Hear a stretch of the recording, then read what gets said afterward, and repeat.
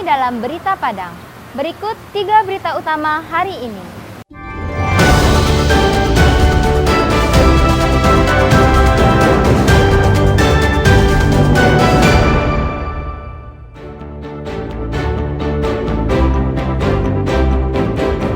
Bawa sabu-sabu, pengendara sepeda motor ditangkap di jalur keluar tol di Kapalohilalang, Padang, Pariaman.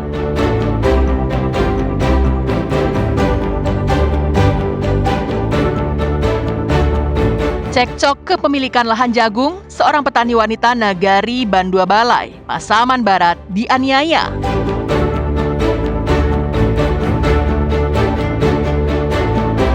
Sepeda motor diduga alami remblong. Satu keluarga jatuh ke jurang di daerah Panorama 1 Sitinjau Lawi, sekitar 20 km dari pusat kota Padang.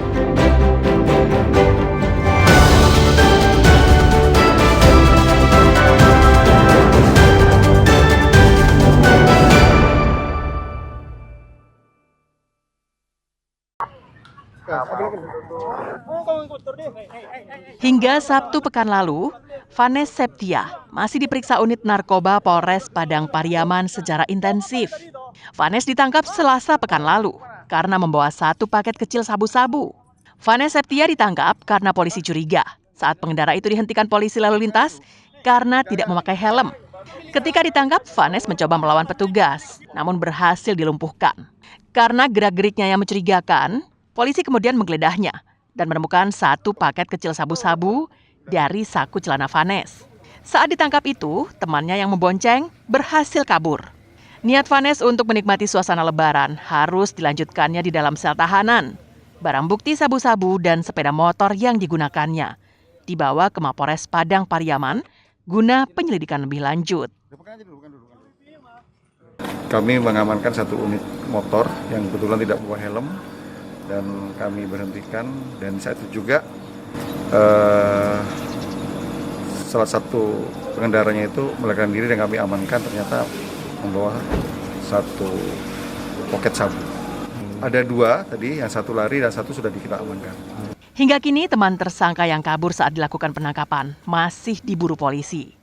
Eki Rafki melaporkan dari Padang Pariaman.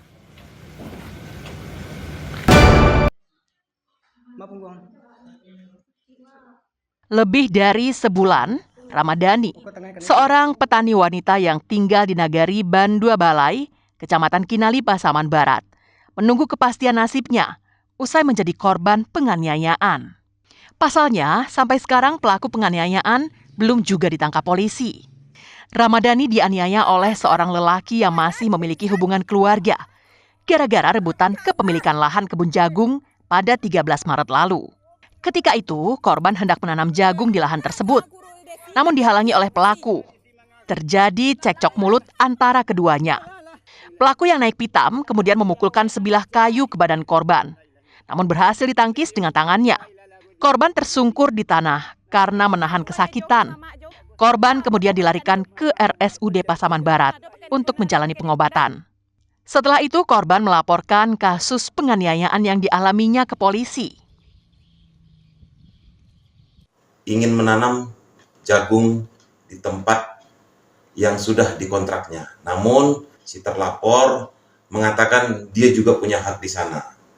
Jadi dilakukan penganiayaan oleh si terlapor kepada korban perempuan tersebut dengan menggunakan sebilah kayu. Saat ini proses perkara tersebut sudah berjalan. Dari hasil penyelidikan nanti, kalau memang ditemukan peristiwa pidana, akan kami tingkatkan ke tingkat sidik. Hingga kini, polisi belum juga berhasil menangkap pelaku yang kabur keluar kota.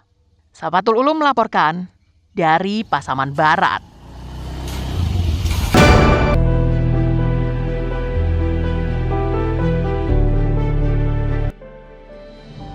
Hingga saat ini, Ismet Mahmud masih dirawat secara intensif di Rumah Sakit Semen Padang. Pria yang berusia 55 tahun itu mengalami luka berat usai sepeda motor yang dikendarainya terjun ke jurang dan hanyut di sungai yang berada di dasar jurang di Jalan Lintas Nasional Padang Solo, Panorama 1 Sitinjau Lawi, Kecamatan Lubuk Kilangan, Padang, pada Jumat siang pekan lalu.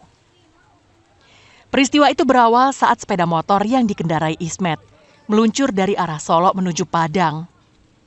Usai melewati turunan tajam di daerah Panorama 1, Ismet tak lagi bisa menguasai sepeda motornya dan hilang kendali. Diduga sepeda motor itu mengalami masalah pada fungsi rem, sehingga hilang kendali. Sepeda motor kemudian menabrak seorang pria yang sedang berada di pinggir jalan. Lalu mereka bertiga jatuh ke jurang. Akibat kecelakaan itu, sang istri Adenis Prayesi yang berusia 45 tahun meninggal dunia di lokasi kejadian. Sedangkan Ismet dan anaknya mengalami luka berat. Akan halnya pria yang ditabrak, Soldanius menderita luka ringan. Ketiga korban berhasil dievakuasi oleh warga. Sementara sepeda motornya masih tergeletak menunggu dievakuasi petugas.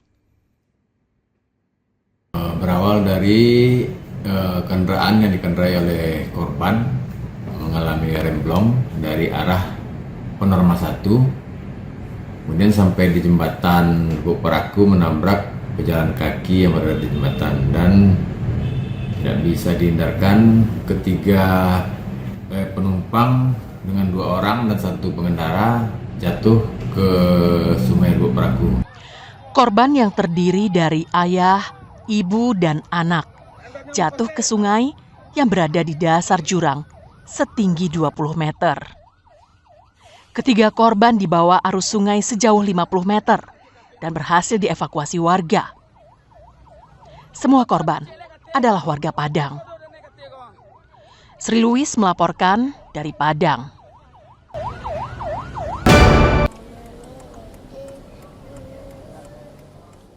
Antrean panjang kendaraan terlihat di jalan bypass menuju arah pintu tol Padang Sicincin pada Jumat pekan lalu. Banyaknya pengemudi yang hendak menggunakan jalan tol menyebabkan macet di simpang menuju jalan tol.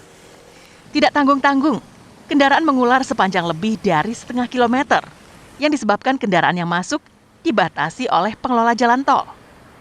Ratusan pengemudi mobil pribadi atau golongan 1 harus sabar dan menunggu hingga lebih dari 1 jam agar bisa masuk tol saat libur Lebaran. Mirisnya, meski terjadi kemacetan panjang, namun tidak terlihat polisi lalu lintas maupun petugas unit patroli jalan raya di Telantas Polda Sumbar yang telah ditunjuk untuk mengatur arus lalu lintas di kawasan tersebut. Dampak dari macet panjang itu, para pengemudi mengaku kecewa. Pasalnya, seharusnya melewati jalan tol bisa mempercepat waktu tempuh. Namun yang terjadi justru sebaliknya. Pengemudi berharap pengelola jalan tol seharusnya lebih siap saat akan dibukanya jalur tol Padang Sicincin, sehingga kemacetan panjang seperti ini tidak terjadi. Selain itu, pengelola juga harus menyiagakan polisi lalu lintas untuk mengurai kemacetan. Pengennya mau lancar, tapi rupanya seperti ini jadinya macet masuk jadinya. Lebaran ya. Barang panjang. Ya pada intinya tujuan kita mau lancar perjalanan gitu. Ya harapannya supaya lebih diarahkan jalur-jalurnya gitu, atau jalur keluar itu dibikin jembatan layang atau gimana lah, supaya jalannya lebih lancar gitu. Pertama kali. Ini dalam rangka Lebaran tuh gimana nih Pak? Lebaran. Ke tempat saudara mencoba via tol yang pertama kali dibuka. Bang, ini kan terjadi macet panjang nih Bang. Harapan Abang seperti apa nih Bang?